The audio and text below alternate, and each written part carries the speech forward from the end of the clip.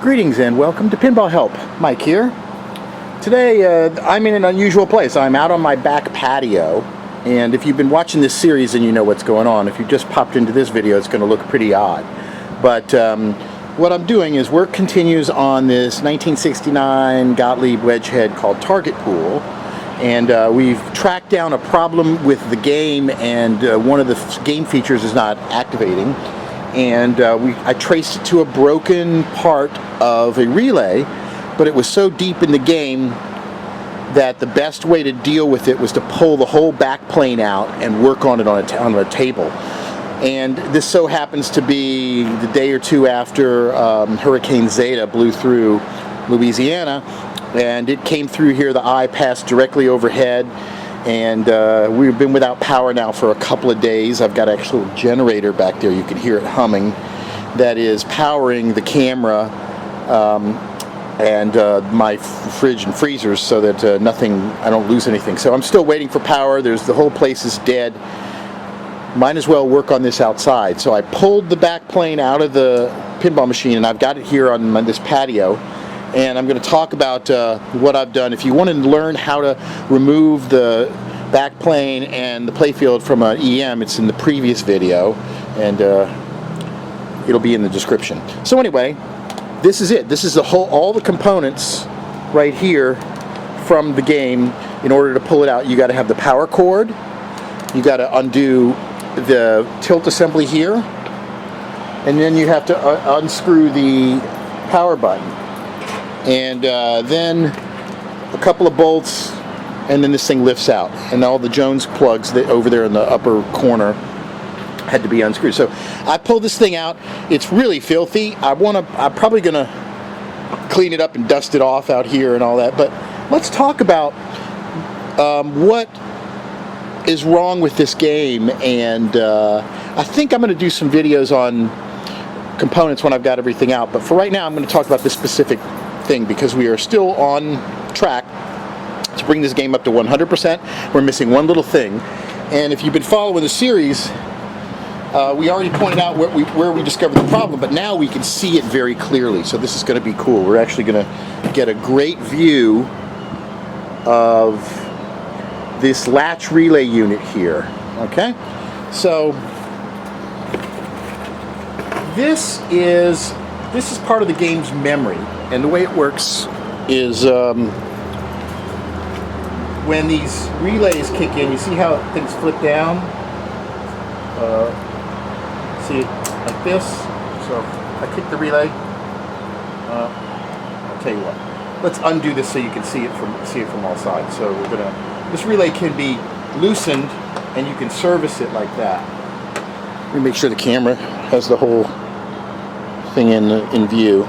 Okay, so this can be tilted up, and we can see the relays, and when the relay fires, these articulating arms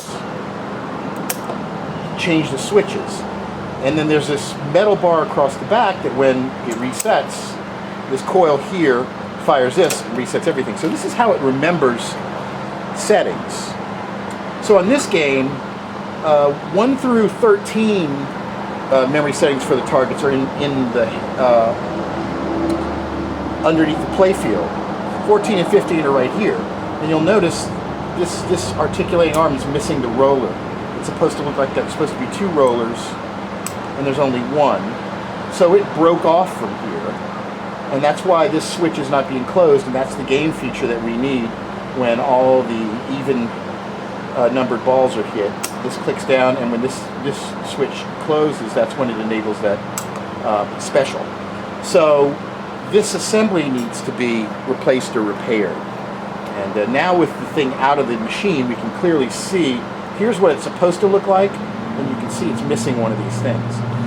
So before I go any further, let me show you. I ordered something from Pinball Resource, and then also we had a friend of PinballHelp, Jesus Garcia in California. He sent me a replacement assembly too.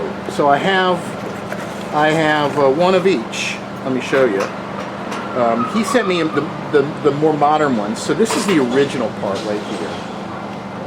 And you can see there's any number of places these spacers can be. Some of the older assemblies have actual holes.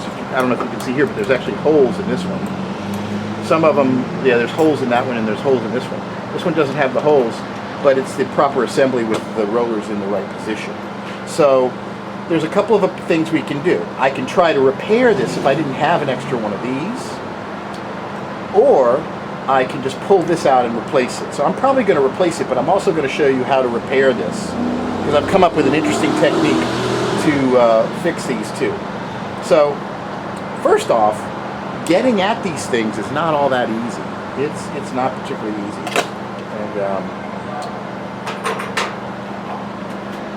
I'm going to go over that whole process. But let's take a look at this. Let's take a look closer at this latch relay and how it works. Okay? So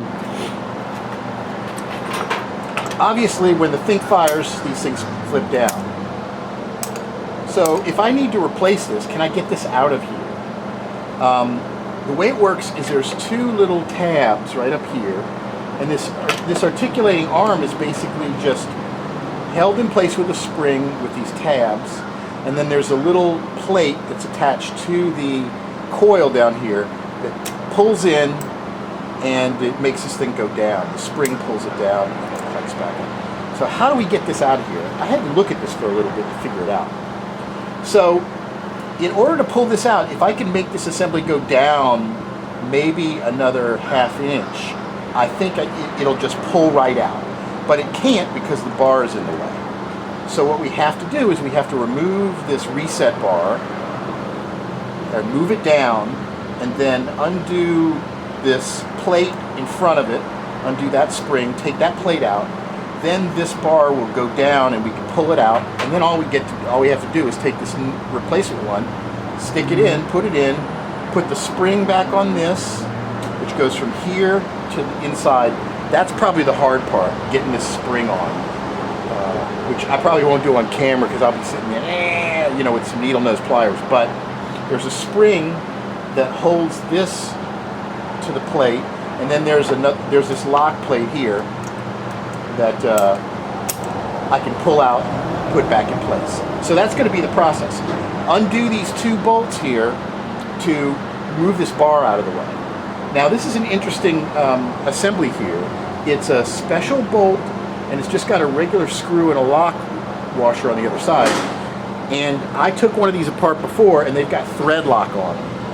And I bet that's quite important. So if you put these things back together, you want to make sure you got thread lock on. And so that's where we're at. I'm going to go through the process. I'll take some pictures. So on the website, pinballhelp.com, in addition to the video, I'll have some close-up pictures of my progress so you can look at that. And I'll take the assembly out. Once I get it out, in the next video, I'm going to talk about how you can repair these things if you don't have a replacement. I've come up with a pretty neat, clever way to fabricate these things. And I'm going to show that, I'm going to share that with you. So stay tuned. We're going to get this partially undone, and we're going to replace the thing. Oh, and here's the these are the 60s version, and here is the 70s version. It's a little bit different design, but they're basically the same. And I want to thank Steve Young as well as Jesus Garcia for sending me some parts, and I much appreciate you guys. The generosity of the community is awesome. It's what really makes everything work. So let's continue on this. I'm going to pause this video and I'm going to dive in because I don't really do any editing, so I don't want to bore you with it, and I'm not going to do a fast motion thing. But check out the next part. We will actually be making progress on this. So thanks for watching. For more, visit pinballhelp.com. Please subscribe, YouTube/pinballhelp. Thanks for watching.